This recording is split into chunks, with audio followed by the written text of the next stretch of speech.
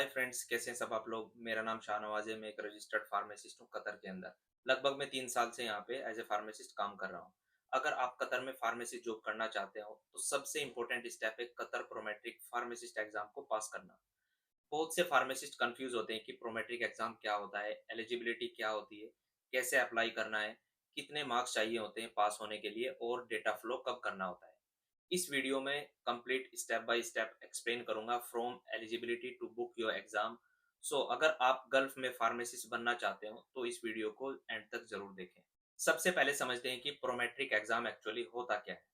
Qatar Prometric pharmacist exam एक licensing exam है जो फार्मासिस्ट को पास करना होता है बिफोर वर्किंग इन कतर। इस एग्जाम को कंडक्ट करता है प्रोमेट्रिक और लाइसेंस इशू करता है ministry of public health Qatar. Simple words में अगर कहें तो डिग्री लेने के बाद आप फार्मासिस्ट बन जाते हैं, बट कतर में प्रैक्टिस करने के लिए आपको लाइसेंस की रिक्वायरमेंट होती है। अब बात करते हैं एलिजिबिलिटी क्राइटेरिया की। कतर में फार्मेसिस्ट एग्जाम देने के लिए जनरली कुछ रिक्वायरमेंट्स होती हैं, जैसे bachelor of pharmacy.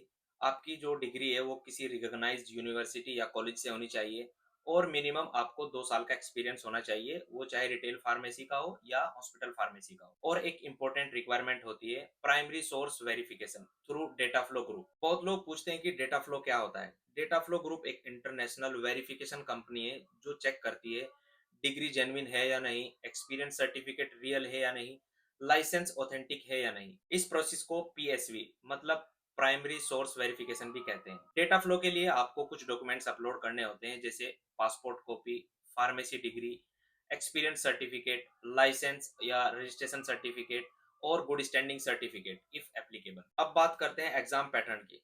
Qatar prometric pharmacist exam generally computer based exam होता है।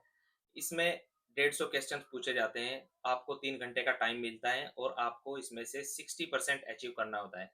मतलब आउट ऑफ 150 आपको 90 क्वेश्चन सही करने होते हैं। Questions mostly clinical and practical pharmacy knowledge से आते हैं, जिसके मेजर टॉपिक्स होते हैं pharmacology, therapeutics, drug interaction, antibiotics, pharmacy calculation, hospital pharmacy, community pharmacy practice और पेशेंट काउंसलिंग। अगर आप एग्जाम प्रिपेयर कर रहे हैं तो इन टॉपिक्स पर जरूर फोकस करें। जैसे फार्माकोलॉजी में major drug classes, anti hypertensive, antibiotics, anti diabetics और NSAIDs. Second clinical pharmacy disease management, जैसे diabetes, hypertension, asthma, cardiovascular disease. Number third drug interaction. अगर उदाहरण के तौर पे समझें, जैसे certain macrolide antibiotics interact with domperidone and increase the risk of QT prolongation. Number fourth, pharmacy calculations. Questions like dose calculation, infusion rate, dilution problems. Number fifth, OTC medications जैसे cold, cough, pen, fever और allergy medicine. अब बात करते हैं कि exam को book कैसे किया जाए। तो स्टेप बाय स्टेप आप इसको समझें। फर्स्ट स्टेप होता है आपको अपना अकाउंट क्रिएट करना है प्रोमेट्रिक की वेबसाइट। सेकंड स्टेप होता है आपको सेलेक्ट करना है कतर फार्मासिस्ट एग्जाम या आप जिस भी कंट्री के लिए एग्जाम बुक कर रहे हैं। नंबर थर्ड, अपना आपको टेस्टिंग सेंटर सेलेक्ट करना होता है। अगर आप इंडिया से दे रहे हैं तो आप इंडिया में सेलेक्ट, जिस सिटी में आपको शो करेगा आपको वहां पे सेलेक्ट करना है।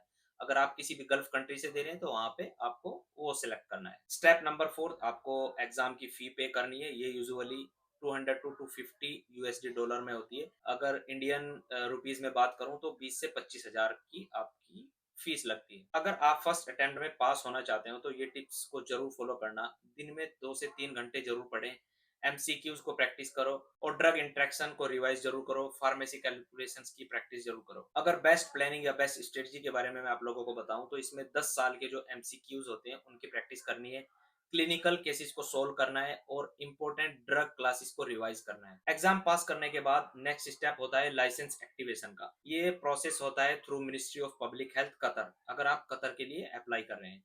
इसमें कुछ स्टेप्स होते हैं, जैसे आपको डॉक्यूमेंट सबमिट करने होते हैं, जैसे डेटा फ्लो की आपको रिपोर्ट सबमिट करनी है, प्रोमेट्रिक का जो रिजल्ट है आपको वो सबमिट करना है और एम्प्लॉयर का स्पॉन्सरशिप लेटर होता है वो आपको सबमिट करना है। उसके बाद आपका लाइसेंस एक्टिवेट हो जाएगा और उसके बाद आप एलिजिबल हो जाएंगे कतर में एज ए फार्मासिस्ट काम करने के लिए। अब लास्ट में सबसे इंपॉर्टेंट और सबसे पूछे जाने वाला सवाल, सैलरी कितनी होती है फार्मासिस्ट की कतर के अंदर। तो मैं आप लोगों को बता देता हूँ, कतर में फार्मासिस्ट की जो सैलरी होती है वो डिपेंड करती है आपके एक्सपीरियंस के ऊपर, हॉस्पिटल वर्सेस कम्युनिटी फार्मेसी के ऊपर और सबसे इंपॉर्टेंट आपकी एम्प्लॉयर के ऊपर, आपके ऑर्गेनाइजेशन या आपकी कंपनी के ऊपर। अगर एवरेज सैलरी की बात करूं तो 4,000 से 10,000 रियाल तक पर मंथ आपको मिल सकता है। बहुत सारे फार्मासिस्ट कुछ मिस्टेक्स करते हैं, जैसे डेटा फ्लो डॉक्यूमेंट्स इनकरेक्ट या एक्सपीरियंस सर्टिफिकेट रॉन्ग फॉर्मेट में बना देते हैं, एग्जाम प्रिपरेशन विदाउट एमसीक्यूज या ड्रग इंट्रैक्शन को या कैलकुलेशंस को इग्नोर करते हैं। अगर आप इन मिस्टेक्स को अवॉइड करते हो तो प्रोमेट्रिक पास करना आपके लिए भी ईज़ी हो सकता है। अगर आप गल्फ फार्मासिस्ट करियर के बारे में और वीडियोज़ चाहते हो, जैसे Prometric MCQs, data flow guide,